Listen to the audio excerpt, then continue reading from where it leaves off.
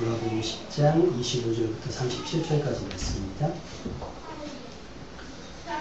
본문이 좀 길긴 하지만 다 같이 한 목소리로 누가복음 10장 25절부터 37절 다 같이 한 목소리로 읽겠습니다.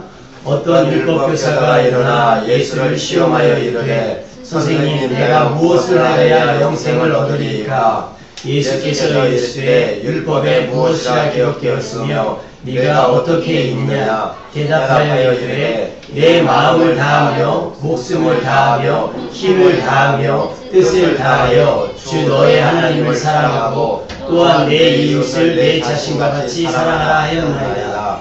예수께서 이르시되 내 대답이 옳도다. 이를 행하라. 그러면 살리라 하시니 그 사람이 자기를 옳게 보이려고 예수께 여짜오되 그러면 내 이웃이 누구이까? 예수께서 대답하여 이르시되 어떤 사람이 예루살렘에서 여리고로 내려가다가 강도를 만나매 강도들이 그 옷을 벗기고 때려 거의 죽은 것을 버리고 갔더라. 마침 한 제사장이 그 길로 내려가다가 그를 보고 피하여 지나가고 또 이와 같이 한 레위인도 그곳에 이르러 그를 보고 피하여 지나가되 어떤 사마리아 사람은 여행하는 중 거기에 이르러 그를 보고 불쌍히 여겨 가까이 가서 기름과 포도주를 그 상처에 붓고 싸매고 자기 짐승에 태워 주막으로 데리고 가서 돌보아 주니라. 그 이튿날 그가 주막 주인에게 데나리온 2를 내어주며 이르되 이 사람을 돌보아 주라. 비용이 더 들면 내가 돌아올 때에 갚으리라 하였으니 네 생각에는 이 세 사람 중에 누가 강도 만난 자의 이웃이 되겠느냐? 이르되 자비를 베푼 자니이다. 예수께서 이르시되 가서 너도 이와 같이 하라 하시니라. 아멘. 한 주간도 평안하셨습니까? 아멘. 지난 주일날 설교의 제목이 혹시 기억나시는 분이 계세요? 지난주에 어떤 인생이더라? 네. 꿈 찾으셨습니까? 잃어버린 꿈을 찾아서 아니면 꿈은 아직 꿈을 진작에 포기했거나 아니면 그 꿈에 대한 목적을 상실했다 할지라도 지금 하고 있는 일들의 목적을 가지고 있습니까? 지금 하고 계신 일들의 목적. 나는 지금 이 직업을, 나는 지금 이 일을 왜 해야 되는가라고 하는 분명한 목적이 있으십니까? 아까 우리 유미자매님이 먼 일본에서 직접 온 건 아니고요. 집에 있다가 내려갔는데 물어봤어요. 어떻게 이제 하냐고. 그랬더니 아주 들어온 거냐 했더니 아니고 휴학을 하고 이제 영어권으로 또 간다는 거예요. 아주 글로벌적으로다가. 그러니까 학교를 휴학한 데는 목적이 있을 거 아니에요. 그죠? 공부가 하기 싫어서 그만둔 게 아니고 다른 목표가 생긴 거예요. 그죠? 그러다 보면 내가 그 시간 관리를 어떻게 해야 되는지 나름대로 이제 짜지게 되겠죠. 그러면 그때부터 승부는 뭐가 되냐면 나의 성실함인 거예요. 성실함이 시간과 맞을 때 그 시간 안에 내가 얼마나 베스트로 했는가에 따라서 내가 바랬던 목표에 이룰 수가 있는 겁니다. 그러니까 여러분 지금 그러면 이 시간에 예배하는 이유는 뭡니까? 어떤 목적을 가지고 예배합니까? 복 받으려고? 아니면 특별히 집에서 할 일이 없어서 나온 건 아닐 거란 말이죠. 여기 중에 몇 분은 이제 힘든데 억지로 납치돼 든 사람 있습니까 혹시? 우리 시야는 의지와 상관없이 안겨왔으니까 애기들은 그렇다고 치잖아요. 우리 아이들이 오는 이유 중에 하나는 달란트를 받으려고 오는 걸 수도 있고요. 놀려고 올 수도 있단 말이에요. 어른들의, 성숙한 어른들의 예배의 목적은 뭐가 되셔야 되겠냐는 거죠. 나는 여기 왜 앉아있는 거지? 이 황금 시간에 잘 곰곰이 생각하시면서 말씀 앞에 설 수 있기를 주님의 이름으로 축원합니다. 여러분이 열심히 일해서 모으잖아요. 돈도 모으고 관계도 형성하고 여러 가지를 하게 될 텐데 결국 그 어느 것 하나도 가지고 갈 수 없는 게 우리 인생인 건 아시죠? 여러분이 돌아가실 때, 여러분이 죽을 때는 결국은 아무것도 가져가지 못하고 그것이 나의 죽음을 아주 오랫동안 뒤로 미룰 수는 없어요. 잠깐 연장은 할 수 있겠지만 아주 길게 아예 안 죽게 할 수는 없단 말이에요. 그러면 또 비관론자들은 그래요. 에이, 그럼 벌어서 뭐해요? 이렇게 하는 분들도 있거든요. 그건 무지한 거고요. 그건 게으른 거고요. 우리가 각자 매일 아침에 피곤한 몸을 이끌고 눈도 안 떠지는데 새벽같이 일을 나가는 이유는 있단 말이에요. 정확하게 뭡니까? 라고 물어보면 설명할 수 없겠지만 있어요. 밤잠 설쳐가며 잠 줄여가며 힘쓰고 애쓰는 이유가 있단 말이에요. 외국에 나가면 한국인에 대한 이미지가 굉장히 좋대요. 부지런하고 성실하기로. 왜냐면 한국 사람들은 잠을 안 잔다는 거예요. 자기한테 일이 맡겨지면 한 달짜리 일이면 20일 이내에 끝내준다는 거예요. 그럼 중국 사람들처럼 대충 있느냐? 또 그것도 아니라는 거예요. 엄청. 그래서 한국 사람들이 영화에, 외국 헐리우드 영화에 나오는 거 보면 아주 굉장히 뭐랄까요? 굉장히 부지런한 사람으로 나와요. 근데 너무 부지런한 사람으로 나오는 거예요. 악착 같은 사람. 심지어는 그 프랑스 영화 택시라는 영화가 한동안 그 히트한 적이 있는데 거기서 한국 사람이 어떻게 표현이 됐냐면 그 대리운전을 하잖아요. 택시를 하는데 택시가 24시간 돌아요. 한 사람은 트렁크에서 자요. 한국 사람 둘이 운전을 하는데 한 사람은 트렁크에서 자고 12시간 운전하면 바꿔서 한 사람 다 트렁크에서 자고 또 운전해요. 계속 그렇게 묘사가 되는 거예요. 왜 그렇게 악착같이 왜 그렇게 부지런히 일을 할까요? 피곤하고 쉴만도 하고 내 인생을 찾을 만도 한데 우리는 왜 이렇게 악착같이만 살아야 될까요? 무엇을 얻기 위함일까요? 바라기는 여러분이 수고한 대로 여러분이 애쓰고 힘쓴 대로 그 바라는 것들이 이루어지기를 주님의 이름으로 축원합니다. 여러분이 소원을 하나님이 들으시고 여러분의 삶 가운데 다른 사람보다 조금 앞당겨서 여러분이 그 은총을 허락해 주시기를 다시 한번 주님의 이름으로 축원합니다. 그럼 여러분 인생의 최종 목표는 뭘까요? 인생의 최종 목표. 인생의 최종 목표. 죽는 거? 그거는 목표를 정하지 않아도 죽어요. 그죠? 그거는 목표가 아니죠. 나는 무엇을 하러 가는가? 나는 무엇을 해서 하는가? 나는 이걸 통해서 무엇을 하려고 하는가? 단계별로 어떤 거냐? 나는 그래서 어떤 분이 제가 그 책에서 읽은 것 중에 참 우리 인생이 그렇구나 하는 게 느낀 게 여러 번 말씀드렸어요. 여러분에게. 둘이서 결혼을 하면서 조그만 사과세방으로 시작한 거예요. 그래서 악착같이 쓰지 않고 그냥 모아가지고 조금 더 이렇게 전셋집을 얻은 거예요. 그리고서 전셋집을 얻었으니까 얼마나 좋아요. 거기에 막 가구를 한 거죠. 근데 사이즈 잘못됐는지 좁아졌어요, 집이. 그러니까 또 악착같이 해가지고 조그만 아파트 하나 얻은 거예요. 사가지고 대출받고.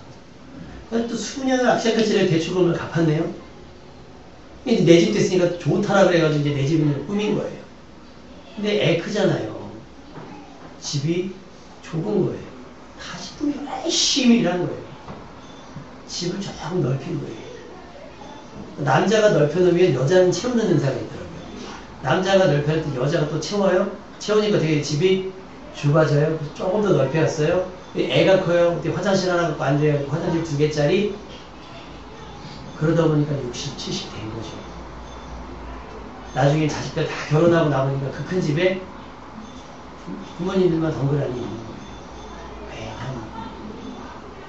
그래서 그 아버지가 유언처럼 무슨 얘기를 했냐면 내 묘명에 이렇게 써다오. 집 넓히다 죽다. 인생이 그거가 인생의 목표가 그러려고 그런 건 아닌데 닥치고 그게 정말 필요할 것 같아 살다 보니까 그게 인생의 목표가 돼버린 거예요. 그것만 이룬 거죠. 안타깝지 않을 수가 없습니다. 우리 그리스도인의 인생의 최종 목표 중에 하나는 아마 구원이 아닐까 싶습니다. 그죠? 구원받기 싫어하는 사람은 아무도 없을 거예요. 여러분 반드시 구원을 입을 수 있기를 주님의 이름으로 축원합니다. 내가 돈은 못 벌어도 내가 인기는 없고 혹 시집장가 못 간다 할지라도 꼭 천국은 들어갈 수 있길 바랍니다. 아멘입니까? 이거 시집장가 못 가는 것 때문에 갈등하다가 신앙생활 포기하시는 분들 굉장히 많이 있거든요. 여러분이 포기하지 마시고요. 시집장이 장가가 조금 더뎌진다 할지라도 여러분은 꼭 천국에 들어갈 수 있게 되기를 주님의 이름으로 축원합니다. 오늘 한 사람이 와서 몰라서 그걸 묻는 건 아닌 것 같아요. 예수님께 질문을 합니다. 그 질문하는 사람이 대단하신 분이에요. 율법 교사예요. 율법 학생이 아니라 율법 교사란 말이에요. 성경을 거의 외우다시피 한 사람이에요. 이 사람이 예수님께 뭘 묻냐면 우리가 어떻게 해야 무엇을 해야 영생을 얻겠습니까? 라고 물어보는 거예요. 여러분이 정말 이루어야 하는 그 구원에 대해서 질문을 하는 거예요. 우리가 무엇을 해야 영생을 얻겠습니까? 율법을 가르치는 사람이 몰라서 물을까요? 알아요. 아니까 묻는 거란 말이에요. 율법적인 차원의 질문일 수 있어요. 그래서 예수님이 대답을 합니다. 그러면 율법에 뭐라고 기록되어 있니? 질문하는 거죠. 율법 교사니까요. 율법 교사가 이야기를 합니다. 내 마음을 다하며 목숨을 다하며 힘을 다하며 뜻을 다하여 주 너의 하나님을 사랑하고 또한 내 이웃을 내 자신과 같이 사랑하라고 했습니다. 자, 이것이 구원의 기준이라고 한다면, 이것이 영생받을 수 있는, 영생을 얻을 수 있는 유일한 방법이라고 한다면 질문합니다. 여러분은 영생을 얻을 수 있으십니까? 지금 여러분이 예배함이 마음을 다한 것이고 목숨을 다한 것이고 힘을 다한 것이고 뜻을 다한 겁니까? 그렇다면 영생을 얻을 수 있지만 그것이 아니라고 한다면 영생을 얻을 수 없다는 게 성경의 제시입니다. 성경의 기준입니다. 그렇게 하나님을 사랑하라는 거예요. 목숨을 다하고 마음을 다하고 힘을 다하고 뜻을 다하고 그렇게 하나님을 사랑하고 또한 내 이웃을 너 자신을 사랑하는 것처럼 사랑하라고 얘기하는 거예요. 예수님이 대답하시죠. 그래, 네 답이 맞아. 너가 한 말이 맞아. 너도 가서 이와 같이 하라. 그러면 살 것이다. 라고 얘기하는 거예요. 아는 것만으로 영생을 얻을 수 있는 것은 아니에요. 내가 저걸 어떻게 하는지 안다고 하는 건 잘난 척밖에 안 되는 거예요. 아는 것으로 구원을 얻을 수 없습니다. 아는 대로 행하야지만이 구원을 얻을 수 있다는 것을 명심하기를 바랍니다. 아는 대로 행하라는 것이 예수님의 당부입니다. 율법교사는 자신의 율법적인 삶에 자신이 있었던 것 같아요. 그래서 성경은 뭐라고 얘기하냐면 이 율법교사가 자신을 옳게 보이게 하기 위해서 예수님께 다시 한번 질문합니다. 그러면 하나님에 대한 건 내가 어느 정도 완벽하니까 내 이웃을 내 자신처럼 내 몸처럼 사랑하라고 얘기한 것처럼 그러면 내 이웃은 누구입니까? 라고 질문하는 것이죠. 내 이웃은 누구입니까? 여러분은 아십니까? 여러분이 사랑해야 될 이웃은 누구인지? 그리고 여러분을 사랑하는 것처럼 이웃을 사랑합니까? 요즘 아파트 사는 사람들의 가장 큰 고민이 뭐죠? 층간소음이죠. 층간소음. 그래갖고 인터넷에 그게 나온대요. 위에서 뛰면 밑에서 이렇게 뭐 드레 같은 거 하나 가지고 버튼 누르면 다다다다다다 밑에서 위를 치는 거예요. 당당당당. 서로 막 음악 틀어놓고 스피커를 천천히 붙여놓고 막 음악 틀어놓고 보복 소음. 근데 법으로 봤더니 위에서 아무리 뛰어도 밑에 집에서 위에 올라가서 초인종을 누르거나 문을 두드리거나 소리를 지르면 안 된다고 이번에 재판의 결과가 나왔어요. 왜 그걸 했냐면 밑에 집 사람을 보호하기 위해서 또 위에 사람을 보호하기 위해서 싸울까봐 그런단 말이에요. 싸울까봐. 땅콩이 조심하셔야 돼요. 땅콩이. 사람은 맑게 알아듣지 땅콩이는 맑게 잘 알아들어요. 왜냐면 싫어하는 사람은 되게 싫어해요. 근데 저희 아이들도 자꾸 어제 막 훌라후프 한다고 그러고요. 2개 돌린다고 그러고 막 훌라후프 줄넘기 소년제가 됐다면서 막 하는데 협박을 하죠. 이제 경비아저씨 올라오면 니네가 내려가는 거라고. 그래서 정말 감사한 거는 정말 좋은 이웃을 만났어요. 올라오지도 않아요. 하긴 뭐 저희 옆에도 그 초등학교 아이하고 중학교 아이가 사는데 장난 아니에요. 걔는 우유 먹고 빗껍데기를 우리 집 앞에 놓고 가요. 일부러. 그리고 지난번에 매직으로 낙서를 해놨더라고요. 정문 현관 앞에. 그리고 그 애가 사는 건 그 집밖에 없어요. 우리 집이랑 그 집밖에. 걔가 우리 층에 전부 낙서를 해놨는데 내가 어느 날 딱 마주쳤어요. 네가 그랬니? 내가 놀라면서 물어본 거잖아. 내가 네가 그랬지 이것도 아니고 너가 그런 거야? 아니요 하지마. 그랬더니 그 복도문에 또 그림을 그려요. 그러면 줘박을 수도 없고 한번 음식 쓰레기를 저희 집 옆에다 놔가지고 제가 일부러 안 버려봤어요. 언제까지 3개월 가더라고. 근데 벌레 생길까봐 버렸는데 엘리베이터 앞에 아침에 우유 먹고 요구르트 먹고 딱 엘리베이터 앞에 버리고 남은 거는 또 우유곽을 뒤집어 넣어가지고 엘리베이터 다 걔가 그러는 거예요. 와, 줘박을 수도 없고. 그 여자애가 저만 보면 피해요. 근데 걔네 오빠는 덩치가 굉장히 큽니다. 근데 애가 보기에는 굉장히 싸나울 것 같은데 애가 되게 인사도 잘해요. 근데 얘네들이 막 친구랑 놀러 오면 그 창문 그 아파트 복도에서 막 밑에 있는 이 부르고 대화를 시도해요. 그래서 야, 밥 먹었어! 막 설교 준비하다가 이걸 던져버릴까? 13층인데 저희 집이 딱 나왔어요. 목 안 아프니? 그래서 목 안 아프니? 죄송합니다. 한 번은요 너무 시끄러워서 갔더니 옆집에 아무도 없는 것 같은데 문을 계속 두드리는 거예요. 10분 동안. 왜 두드려? 친구가 안 나오는데 없는 거 아니야? 그런가요? 나 정말 막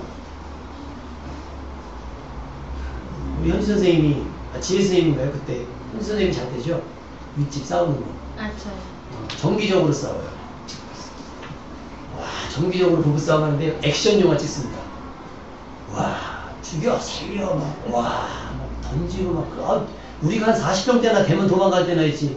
몇 발짝 뛰면 다 조그만 집인데 거기를 도망가고 또 그걸 못 잡아요. 나 잡아봐라는 것도 아니고. 한 번은 안 올라갔어요. 한 번은. 왜? 우리도 뛰니까. 우리 애들이 일주일에 반은 또 우남에서 살거든요. 겁나게 뜁니다. 딱 뛰어요. 윗집에도 딱 뛰어요. 우리도 안 올라가고 밑에 집도 안 올라가요. 나 알고 봤더니 밑에 집은 권사님네 가정이라고 하시더라고요. 그러니까 죄송하다고 권사님께서 인사드렸더니 애들이 뛸 수도 있죠. 괜찮아요. 이렇게 했대요. 예를 들면 맨날 그냥 내려서 올라가가지고 애를 묶어놓으려고 막 이렇게 해놓고 나서 나중에 할렐루야 교회 다니세요.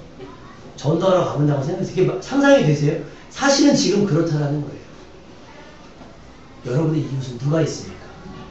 여러분 이웃에는 어떤 사람들이 살고 있습니까? 잘 생각하시면서 오늘 말씀을 들을 수 있기를 바랍니다. 우리 이웃이 누굽니까? 라고 질문하는 율법기사 질문에 예수님께서 비유를 들어 설명하는데 한 사람이 예루살렘을 떠나 여리고로 내려가다가 강도를 만났어요. 강도들을 만났어요. 그래서 그러니까 엄청 맞은 거죠. 거반 죽게 되는 거예요. 그러니까 거의 다 죽어가는 사람을 내려놓고 뺏을 건 뺏어가고 도망을 갔겠죠. 모르겠어요. 정확하게 표시는 안 됐지만 살려달라고 소리 지를 힘은 있었는지 모르겠지만 길 위에 그냥 내팽개치고 갔나 봐요. 그런데 혼자 힘으로, 분명한 것은 혼자 힘으로 자신의 생명을 지킬 수 있는 상황은 아닌 것 같아요. 그런데 때마침 너무나 감사하게도 제사장이라고 하는 제사장의 직분을 가진 자가 그 길을 지나간 거예요. 이 사람이 얼마나 처량한 눈빛으로, 얼마나 간절한 눈빛으로 그에게 호수바도 쳐다봤겠어요. 그죠? 그러면 당연히 그를 어떻게 해야 돼요? 도와야겠죠. 그 사람도 그걸 생각하고 그걸 바라고 쳐다봤을 거예요. 그런데 이 제사장이 왜 그런지 모르겠지만 그 사람을 피해서 그 길을 지나갑니다. 얼마나 낙심됐을까요? 얼마나 절망적이었을까요? 그런데 또 천만다행으로 레위인이 지나갑니다. 그래서 또 간절히, 이번엔 아까보다 더 간절해야 되잖아요. 왜? 한 번 실패했으니까. 한 번 도움을 얻지 못했으니까. 더 간절히 그를 쳐다보는데 그도 왜인지 모르겠지만 그 사람을 피해서 달아나던 그 길을 피하는 거예요. 이 사람이 한국 사람이었다면 포기하지 않았을 거예요. 왜? 우리나라는 3세 8년이 됐잖아요. 한 명만 더 지나가면. 한 명만 더 지나가면. 그런 소망이 있었는지 모르겠지만 이 사람이 엎드려진 그 길에 사마리아 사람이 지나갑니다. 사마리아 사람이 지나갑니다. 그런데 여러분 여기서 알아야 될 것이 뭐냐면 이 강도를 당한 사람, 지금 거반 죽어가는 사람이 누구냐면 유대인이에요. 그리고 지금 마지막 세 번째 지나가는 사람은 사마리아 사람이에요. 그런데 이 사람은 사마리아 사람과 유대인은 어떤 관계인지를 여러분이 이해하고 성경 말씀을 들어야 돼요. 이 사람들은 철천지 원수지가 됩니다. 왜 적대관계가 이루어졌냐면 유대인은 선민의식이 굉장히 강해요. 우리는 하나님의 백성이다라고 하는 자부심이 굉장히 있습니다. 왜 그 백인우월주의라는 거 들어보셨죠? 백인우월주의 같은 경우는 막 테러 일으키고 그러잖아요. 테러를 막 일으키고 그래요. 흑인들을 존중 안 하고 황인들도 존중 안 하고 백인은 우월하다 하면서 굉장히 하는 사람들처럼 선민의식이 너무나 세다 보니까 사마리아 사람들은 전쟁통에 그 현지인들이 다 쫓겨가고 이방 사람들과 정착하면서 혼혈인이 된 거예요. 그래서 사마리아에 정착하게 된 거예요. 혼혈민족. 혼혈민족이 하다 보니까 이스라엘 사람들은 그를 부정하게 보는 거예요. 그런 사람들을 기분 나쁘게 보는 거예요. 그러니까 사마리아 사람들은 유대인에 대해서 적대적인 마음이 없는데 유대인들이 사마리아 사람들을 상종을 해주지 않아요. 무시하고 깔보는 거예요. 사람 취급을 안 합니다. 사람 취급.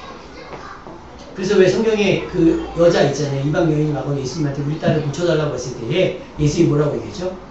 자녀의 떡을 취해서 누구에게 줄 거? 개에게 주는 사람이 없다라고 얘기하는 것처럼 그런 개 취급을 당하는 것이 사마리아 사람이라는 거예요. 그런데 그때 누가 지나가요? 사마리아 사람이 지나가요. 여러분 우리도 솔직하게 혼혈인 구분 가야 안 가요? 혼혈인 구분할 수 있어요. 못해요? 다 물어보잖아요. 현 선생님 보면 외국 사람이고 우리도 혼혈 사람. 근데 지금 강도당한 사람은 누구라고요? 유대인. 평상시에 이 사람이 사마리아 사람에게 보편적으로 어떻게 돼 있겠어요? 친절하게, 자상하게, 아니요 냉랭하게 대했던 게 보편적인 거예요. 그게 보편적인 정서니까. 그런데 지금 오는 사람이 누구겠어요? 누구예요? 사마리아 사람이잖아요. 그러면 자기가 아무리 힘들어도 자기가 아무리 슬퍼도 어떻게 해야 돼요? 도움을 구해야 되죠. 근데 그 도움을 구하는 순간에 자신의 모습이 얼마나 부끄러웠겠어요. 그렇지 않겠어요? 내가 무시했던 사람이 내가 어이없다면서 나를 도우러 오면 뻔뻔하게. 근데 어떻게 살긴 살아야 되니까 도움을 구했겠죠. 그런데 이 사마리아 사람이 유대인을 보면서 들은 생각은 그를 불쌍히 여겼습니다. 그래서 자기가 갖고 있는 것으로 그를 일단 응급처치를 해요. 응급처치를 합니다. 여러분 응급처치 하실 수 있으세요? 하실 수 있으세요? 인공호흡 하실 수 있으세요? 그거 하실 수 있어야 됩니다. 이 사마리아 사람이 왜 대단한 사람이냐고 하면 거의 죽게 된 사람을 그냥 막 정보 없이 지식 없이 옮긴 것이 아니라 그 자리에서 응급처치를 한 다음에 여관으로 옮겼다는 게 중요한 거예요. 뭐예요? 누군가를 도울 준비가 되어 있는 사람이에요. 평상시라도. 그러니까 여러분 누가 이렇게 막 쓰러지면 도와야 되잖아요. 제가 예전에 서울로 출근을 하는데 어떤 아가씨가 전철역에서 푹 쓰러진 거예요. 그냥. 그래서 어떤 아줌마 무릎을 피고 있더라고요. 어떻게 된 겁니까? 지나가는 분들 물었더니 모르겠어요. 저 쓰러질 것 같아요. 저 좀 도와주세요. 그러고 픽 쓰러졌다는 거예요. 다 어떡하지 어떡하지 다 구경만 하고 있는 거예요. 그래서 내가 신고는 하셨나요? 했더니 모르겠대요. 119에 신고를 했죠. 여기 어딘데? 그리고 나서 이분 혹시 핸드폰이나 이렇게 가방 속에 핸드폰 있더라고요. 그래서 어머니한테 전화를 했어요. 그러니까 전화를 막 해갖고 했더니 지금 가고 있다고. 이 친구가 쓰러질 걸 알아서 엄마한테 전화할 때 나 다음 역이 어디 역인데 쓰러질 것 같아서 나 내릴게 하면서 엄마한테 전화하고 전화를 끊는 거예요. 그 역이 어디냐고. 그래서 얘기를 했어요. 그리고 났는데 전화통화 끝내고 났는데 저는 허리가 아프잖아요. 허리가 아파서 이게 또 이제 뭐 애도 아니고 아가씨니까 사람들이 쑥 빠져나가고 그 아줌마랑 나랑 둘이 남은 거예요. 이걸 어쩌지? 내가 이 사람을 업을 수 있는 상황이 아닌데. 근데 이제 천만다행으로 여자다 보니까 그 여자 직원이 오셔갖고 직원이 이렇게 업으셨더라고요. 그러면서 이렇게 딱 눕혀가지고 처리를 했는데 무슨 생각이 들었냐면 사람들이 평상시에 도울 마음이 없다면 갑작스러운 상황에 대처할 수 없다는 걸 깨달아졌어요. 대처할 수 없다는 거죠. 그러니까 사마리아 사람이 대단한 것은 여행 중에라도 누군가를 도울 수 있는 마음의 준비를 하고 있다는 걸 응급처치를 할 수 있다고 한다면 여러분 평상시에 무슨 일이 생기면 도울 마음이 있고 가십니까? 그러니까 어떤 사람이 엎어져도 어떻게 해야 되지 하다가 놓칠 경우가 굉장히 많다는 거예요. 우리나라에서 여론조사를 했습니다. 우리나라에서 가장 믿을만한 직업군이 어딘가, 가장 신뢰가 가는 직업군이 어딘가. 여러분 1등이 어딘지 아세요? 1등이 소방관이 됐습니다. 네, 소방관은 내가 위험에 빠질 때 거기가 어딘지 상관하지 않고 어떻게 해요? 들어오니까요. 그 옛날 영화에서 보디가드라는 영화에서 사랑하는 남자와 여자가 있고 그 여자를 경호하는 보디가드가 있었어요. 그러니까 나쁜 사람이 여자한테 총을 딱 겨눴어요. 그랬더니 사랑하는 사람이 딱 가로막은 거예요. 이렇게 벌벌벌 떨면서 사랑하니까. 근데 나쁜 사람이 그 여자한테 총을 빵 쐈는데 이 남자는 피하고 경호원이 날라서 그 총을 대신 맞았어요. 그러니까 사랑하는 남자는 미안하고 여자는 마음이 흔들리기 시작하는 거죠. 총을 누가 대신 맞아줬습니까? 보디가드가 대신 맞아줬어요. 근데 나중에 보디가드가 그 여자한테 뭐라고 얘기했냐면 이 총알은 피할 수밖에 없다. 나는 총알을 맞도록 훈련된 사람이고 본능은 피하게 됐다는 거죠. 여러분의 본능은 어디입니까? 어려운 사람을 돕는 데 본능이 맞춰져 있습니까? 아니면 어려운 사람을 모른 척 외면하는 데 맞춰져 있습니까? 더군다나 평상시에 무시당하고 멸시당했던 사람인데, 그리고 그 대상이 지금 어려움에 닥쳐있는 사람이 평상시에 나를 무시하고 나를 곤란하게 하고 나를 어렵게 하고 했던 사람인데도 불구하고 그를 도울 만한 마음이 있었다는 거예요. 더 놀라운 건 그를 응급처치만 하고 FMC로 간 것이 아니라 그를 데리고 여관에 가서 하루 동안 그를 간병을 하고, 자기도 일정이 있으니까 여관 주인에게 얘기를 합니다. 이 사람을 마저 치료해달라. 그리고 내가 준 돈 외에 돈이 더 들면 내가 다녀오는 길에 나머지 다 계산할 테니까 이 사람을 좀 맡겨달라고 갔다 옵니다. 예수님께서 질문합니다. 누가 강도 만난 사람이 이웃이 되겠느냐? 율법기사도 뻔하잖아요. 상식이에요. 누가 이웃이겠어요? 제사장이겠어요? 레위인이겠어요? 사마리아 사람이겠어요? 여러분이 대답해보세요. 누가 이웃입니까? 사마리아 사람이잖아요. 자비를 베푼 사람입니다. 예수님께서 충격적인 얘기를 하시는 거예요. 뭐라고 말씀하시냐면, 우리 성경 말씀 볼까요? 한번 읽어봅시다. 36절, 37절 말씀 다 같이 읽어봅니다. 36절, 37절 다 같이 시작. 내 생각에는 이 세 사람 중에 누가 강도 만난 자의 이웃이 되겠느냐? 이르되 자비를 베푼 자이다. 예수께서 이르시되 가서 너도 이와 같이 하라 하시니라. 아멘. 여러분은 나 누구 알고 지낸다는 거 좋아하잖아요. 뭐 이렇게 있는 사람들, 돈 좀 있고 권세를 가진 사람들이 내 이웃이면 되게 좋잖아요. 될 수 있으면 친하게 지내려고. 왜 사람들이 억지로라도 서울대 가려고 보내려고 하는지 아세요? 왜 억지로라도 하버드 보내려고 하는지 아세요? 하버드 간다고 다 성공하는 거 아니에요. 서울대 간다고 다 성공하는 거 아닌데 왜 서울대와 왜 하버드를 자꾸자꾸 보내려고 하는지. 최소한 동창이 어디예요? 동창들이 다 서울대 출신이거나 하버드 출신이기 때문이에요. 그들 친구하려고, 그들과 이웃하려고, 그들과 알고 지내려고 하는 거예요. 그런데 예수님이 얘기하는 건 정말 강도 만난 사람, 어려울 때 도운 사람은 누구였냐는 거예요. 제사장, 레위인, 돈 많은 사람이 아니고요. 권세 있는 사람이 아니고요. 유명한 자가 아니고요. 유력한 자가 아니고 누구예요? 자비를 베푼 사람이 이웃이라는 사실입니다. 여러분 주변에 누가 있습니까? 여러분 누구의 친구가 되길 원하고 누구의 이웃이 되길 원합니까? 그게 얼마나 허튼 겁니까? 그들은 우리의 친구가 될 마음이 없을 수도 있어요. 흔히 국회의원들이나 이런 사람들 보면 선거 나올 때는 어떻게 하죠? 90도 인사잖아요. 당선되고 나서 와서 인사하시는 국회의원 봤어요? 그들은 우리의 친구가 될 생각이 없어요. 이해가 되세요? 누가 우리의 이웃이고 누가 우리의 친구입니까? 그런데 예수님께서 하신 얘기는 더 충격적인 거예요. 네 주변에 누가 이웃인지, 어떤 사람이, 어떤 종류의 사람이 내 이웃인지가 아니라 너도 가서 이와 같이 하라는 거예요. 너도 가서 자비를 베푸는 사람이 되라라고 하는 거예요. 이 강도 만난 사람 오늘부터 생각 바뀌지 않겠어요? 오늘부터 사마리아의 사람들에 대해서 미안한 생각 갖지 않겠습니까? 생각이 달라질 겁니다. 이제 다시는 멸시하거나 다시는 무지하지 않을 거예요. 왜? 도움을 얻었으니까. 겉모습만 보고 사람을 판단하는 것도 아닙니다. 여러분이 친절을 베푸면 친절이 돌아오게 돼 있어요. 단 친절을 베푸는 사람은 친절을 받기 위해 친절을 베푸는 건 아니에요.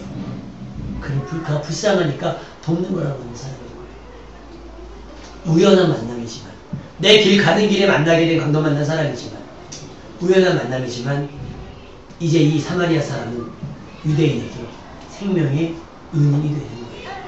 여러분이 오늘부터 시작해서 여러분의 인생 가운데 누군가에게 도움을 베풀고 누군가에게 친절을 베풀고 누군가를 돕기 시작한다면 여러분은 그냥 조금 여유가 있어서 도왔을 뿐인데 그 사람에게는 여러분이 생명의 은인이 된다는 거예요. 대를 이어서 여러분은 자식들에게, 친구들에게 여러분을 소개하고 여러분을 자랑하는 존재가 된다는 사실이에요. 여러분, 이런 복된 삶을 산다는 게 얼마나 가슴 벅찬 일이겠습니까? 얼마나 가슴 벅찬 일이에요. 우리나라가 전쟁 직후에 굉장히 어려울 때 많은 외국 군인들이 한국 아이들을 입양했어요. 입양만 한 것이 아니라 어렵게 한 고아들을 다 데려다가 공부도 시켜주고 하는 분들이 들어와서 다 지금 훌륭하게 일하고 계세요. 도움을 받았으니까. 베풀 수가 있는 겁니다. 혹시 바보의사 장기려 박사라고 들어보셨어요? 이분이 공부를 되게 잘한 건 아닌데 의사세요. 의사. 그런데 이분이 좋은 병원에 어떤 그 자리가 있는데 추천서 다 100% 취직이 가능한데 너 어디 가겠냐 했더니 이분이 뭘 선택했냐면 저는 아무 데서나 언제든지 진료받을 수 있는 곳이 아니라 제가 아니면 안 되는 곳에 가겠습니다. 해가지고 시골 마을에 가신 거예요. 근데 이분이 그때부터 괴짜 활동을 하는 거예요. 치료를 받잖아요. 치료를 받으면 진료비를 내야 되잖아요. 근데 진료비가 없는 거예요. 그럼 이분이 뒷문을 열어주시답니다. 몰래. 자기가 원장인데 도망가라고. 진료실 도망가라고. 도망가라고. 그 사람들에게 장기려 박사는 평생 은인이지 않겠어요? 어느 날 개척교회 목사님이 기도해서 울며 기도한다는 거예요. 교회 월세를 못 내가지고. 근데 그때 지나가던 한 목사님이 차 키를 주면서 목사님 이 차 파시면 몇 달치 월세는 될 겁니다. 차를 열쇠를 주고 가셨대요. 차 팔아서 월세 내라고. 그 목사님 알고 봤더니 한경기 목사님. 우연이지만 누군가의 곤란함을 보고 누군가의 어려움을 보게 되었을 때에 그를 도우면 평생 잊혀지지 않는 거예요. 당사자가 없으니까 제가 얘기하면 우리 금표쌤이 저기 처음 막 이거 할 때 책장 정리를 다 해줬거든요.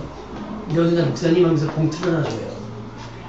뭘 했더니 많지는 않은데 도섭이라고 그때면서 왜? 그랬더니 제가 옛날부터 목사님 가까이서 저를 많이 도왔으니까 목사님 책 좋아하시는 거 알았는데 자기가 이렇게 책을 정리해서 보니까 최근에 나온 책이 한 권도 없더라는 거예요. 뭐 부교자 생활 삶이 뻔하니까 자기가 너무 마음이 아프고 미안했다는 거예요. 그래서 봉투를 주는 거예요. 저는요 제가 아는 동기들한테 이 사실을 다 자랑합니다. 이 사실을 다 이야기합니다. 저에게는 은인과 같은 거예요. 여러분도 누군가에게 은인이 될 수가 있어요. 여러분도 누군가에게 생명의 연인과 같은 사람이 될 수 있어요. 여러분의 조금을 도우면. 여러분의 조금을 도우면. 그래서 방송에 나오는 게 전화 한 통이면 됩니다라고 하는 게 마찬가지예요. 우리는 함께 안 먹으면 될 걸 걔네 주면 한 달을 먹을 수가 있다는 얘기가 그런 거라는 거예요. 여러분, 내 주변에 누가 있지가 아니라 나는 그들에게 어떤 이웃일까를 한번 생각해 볼 수 있기를 바랍니다. 나는 저들에게 어떤 이웃일까? 내가 이곳에 사는 것이, 내가 저들과 관계하는 것이 저들에게 어떤 유익이 있을까? 마음을 다하고 목숨을 다하고 힘을 다하고 뜻을 다하여 하나님을 사랑하는 것, 예배하는 것, 그럴 수 있어요. 그런데 제사장이 그렇게 강도받는 자 외면하고 와서 예배를, 제사를 집례한다고 칩시다. 하나님이 받으시겠냐는 거예요. 레위인이 강도받는 자 외면하고 무시하고 싹 와가지고 경건한 척, 거룩한 척 예배를 돕는다고 칩시다. 하나님이 그걸 모를까요? 안단 말이에요. 내 이웃을 내 몸같이 사랑하는 거예요. 이것이 영생을 얻는 자의, 영생을 얻을 수 있는 자의 유일한 삶의 방식이라고 하는 겁니다. 그렇다고 여러분의 것을 다 퍼주라고 하는 게 아니에요. 우연한 길에 마주하게 되었을 때에 도우라는 거예요. 도우라는 거예요.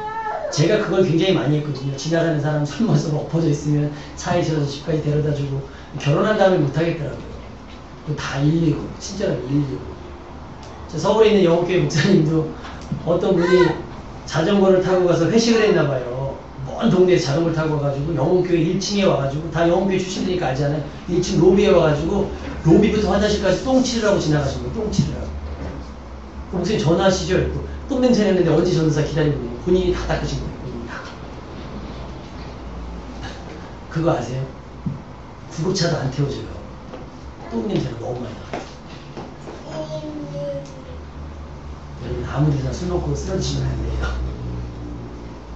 그 다음날 자전거 타고 오셨는데 얼마나 무한하고 민망해. 근데 그 딸이 데리러 왔는데 와가지고 90도로 인사하는 거예요. 내버려 뒀어봐요. 그거 더럽다고 그냥 발로 차가 떼뻥 차가지고 길거리에서 돌아가시는 거거든요. 여러분이 한번 우연히 베푼 친절이 누군가의 인생, 어떤 가정을 지킬 수 있는 수도 있다는 거예요. 구원은요, 영생은요, 기도만 가지고 예배만 가지고 얻을 수 있는 건 아닙니다. 구원을 이루어가는 삶은 내 삶의 조금의 손해와 수고를 감당할 수 있어야 된다라고 하는 사실이에요.